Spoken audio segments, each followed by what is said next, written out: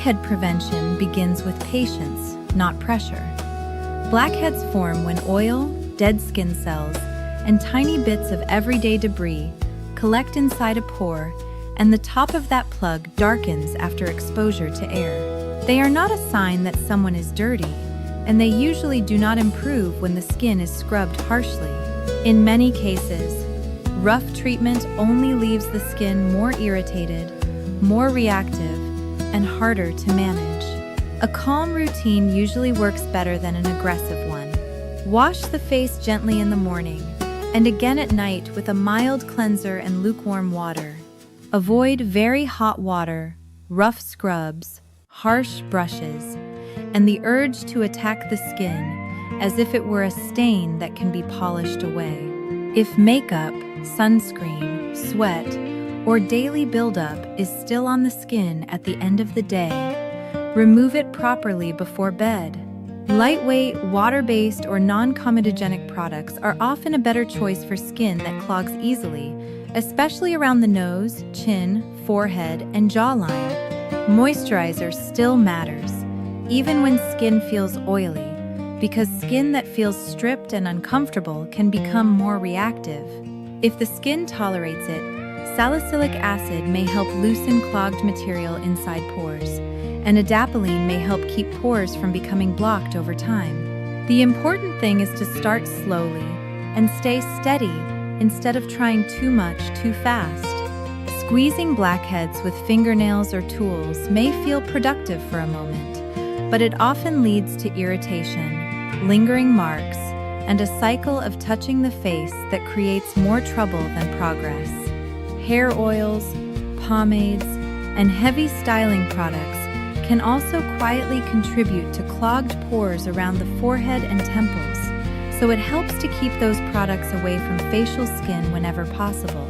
Pillowcases, hats, and phone screens do not need to become a source of anxiety, but keeping them reasonably clean supports a better environment for the skin. Prevention is not about perfection, it is about making pores less likely to clog, keeping the skin barrier calmer, and choosing a routine gentle enough to keep doing for months. And now, with that practical skin advice folded away neatly like a clean towel in a bathroom cabinet, let us leave the cleanser, the mirror, and the medicine shelf behind and wander into a much more cheerful place, a small American town full of paper name tags, folding chairs, coffee urns, pie tins, raffle slips, and one retired man who accidentally becomes the hero of the most ridiculous afternoon the senior center had ever produced. In the town of Red Maple Hollow, Pennsylvania, 76-year-old Howard Ellison believed in 5 simple rules. Coffee should be hot, cake should not lean, card tables should be level, televisions should have remotes in known locations, and any event described as good, clean fun should be approached with the suspicion usually reserved for raccoons and tax notices. Howard had retired from the county assessor's office after 40 years of measurements, forms, parcel maps, and the steady art of explaining to irritated homeowners that a shed did not become invisible simply because they called it temporary. He lived alone in a clean white house with blue shutters, a shallow porch, and a detached garage so neatly arranged that even the brooms seemed to be standing at attention. His wife, Rose, had died 6 years earlier. Since then, Howard had built his days around routine, because routine did not surprise him and did not require emotional negotiations. Coffee at 6, newspaper at 6:15, breakfast at 7, a short walk at 8, if the weather behaved with dignity.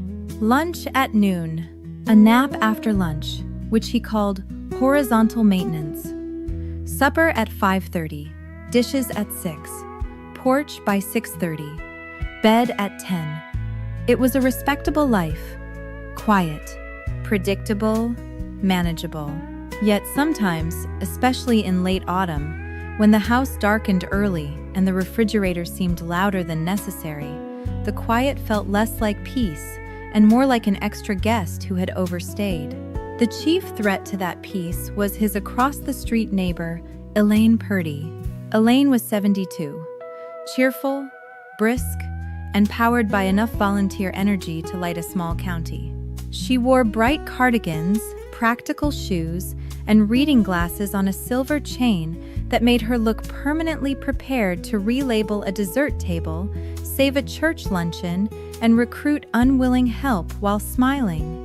She chaired the Senior Center Activity Committee, helped with the church outreach calendar, coordinated the winter mitten drive, and believed with radiant sincerity that every retired person in Red Maple Hollow needed purpose, which Howard privately translated as tasks, disguised as friendliness. On a windy Thursday morning, Howard was sitting on his porch with coffee and half a slice of cinnamon coffee cake when Elaine came marching up the walkway carrying a casserole dish and a thick teal folder. Howard took one look and said, "No." Elaine stopped at the first step. "You haven't even heard what I want. You have paperwork. I also have turkey tetrazzini." "That makes the paperwork worse. That means I came prepared." "For what?" "For your refusal." Howard leaned back in his chair.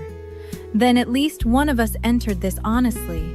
Elaine climbed the steps anyway, set the casserole on the porch table, and sat down without invitation. "The Silver Birch Senior Center Harvest Carnival has a problem," she said. Howard closed his eyes for one brief second.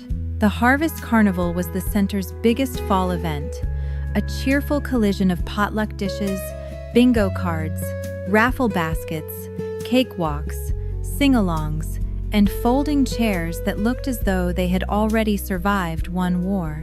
"What sort of problem?" he asked. The host canceled. "Why?" "His granddaughter has a gymnastics competition in Harrisburg." "That sounds legitimate." He also said he was not really a microphone person. Howard nodded. "That sounds wise." Elaine ignored him. "So naturally I thought of you." "Why would you do that?" "Because you speak clearly. People trust you, and you are funny." He stared at her. "I am not funny." "You are after 70.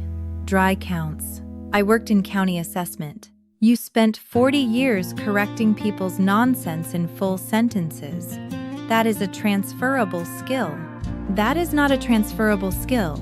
That is clerical endurance. You do not need to perform.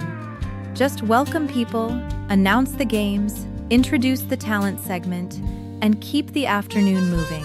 "That sounds like work in a cardigan environment. That sounds like community. That sounds like a trap with sheet cake." She smiled. "You'll be good." "I'll be reluctant." "That is not a talent." "It should be." She tapped the folder. "I may already have written your name in pencil." Howard looked at the casserole. "You volunteered me before asking?" "In pencil," she said. "I'm not reckless." "No," he replied. "Just efficient in a way that weakens freedom. The carnival is Saturday at 2.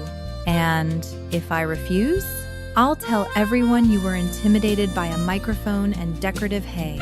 Those are not equal threats. Together, they are a convincing story."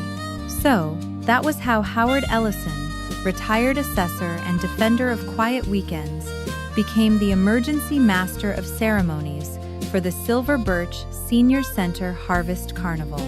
For the next 2 days, Howard prepared as if he were mediating a treaty between hostile pie states. He found his brown blazer, the one reserved for funerals, anniversaries, and restaurants where the napkins arrived folded like architecture. He polished his loafers. He wrote note cards. Then he rewrote them. Then he made backup note cards because the first set looked, in his opinion, far too trusting. On Friday morning, his daughter, Denise, called from Cleveland. "Dad," Elaine told Mrs. Harper. Mrs. Harper told Aunt June, and Aunt June told me you're hosting the carnival. Elaine should not have access to communications infrastructure, Howard said. Denise laughed. "You'll do great. I have 6 note cards. That means you care. I have backup note cards. That means you're still exactly yourself." I also practiced pronouncing the accordion player's surname. That means you're prepared. Saturday arrived bright and cold. The senior center hall had been decorated in what Elaine clearly considered festive charm and what Howard privately thought of as autumn under administrative supervision. Orange tablecloths covered every table. Mason jars with battery candles sat beside little pumpkins, paper leaves, and bowls of wrapped peppermints. Along one wall stood the refreshments: brownies, spice cake, lemon bars, cookies, tea, coffee, punch, and enough casseroles to create tension among the weak. The room filled early. Retirees in cardigans and sport coats took seats with paper cups and immediate opinions. Two widowers by the coffee urn were discussing blood pressure medication with the seriousness of military planning. Three widows near the cake table had already begun silently ranking the desserts for structural integrity. Elaine met Howard near the entrance. "You're late." "I'm 8 minutes early." "That's socially late." "That is mathematically false." "You look distinguished." "You look suspiciously organized." "That's because I am. That's what worries me." She handed him a microphone and a schedule card. "Welcome beanbag toss, raffle reminder, talent corner, cakewalk, closing." He looked down. "Cakewalk? Yes. I don't trust anything with cake in the title unless I can sit down while it happens." Then she vanished.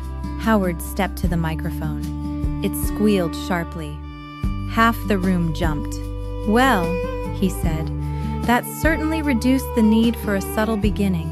The room laughed. "Interesting," he thought. He adjusted the microphone. "Good afternoon, everyone. Welcome to the Silver Birch Harvest Carnival, the only event in town where you can drink coffee, win preserves, and quietly judge a decorative scarecrow without legal repercussions." The laughter came warm and immediate.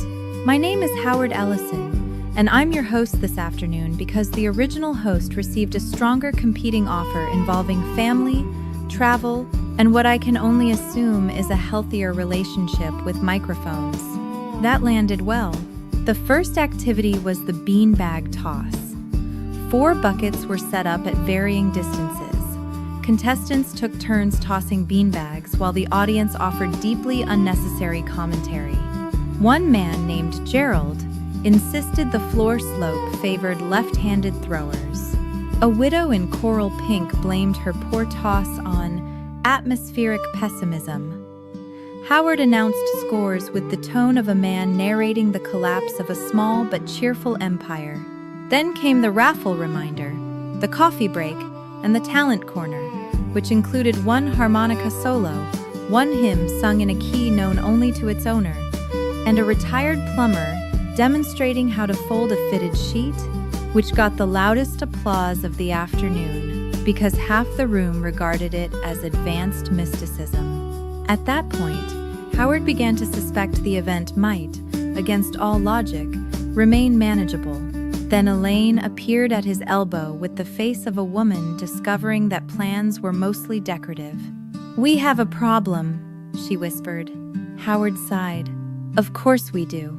The raffle tickets are missing." He turned slowly. "The sold tickets?" "Yes. You sold tickets and then lost them? We still have the baskets." "That is not the stabilizing detail."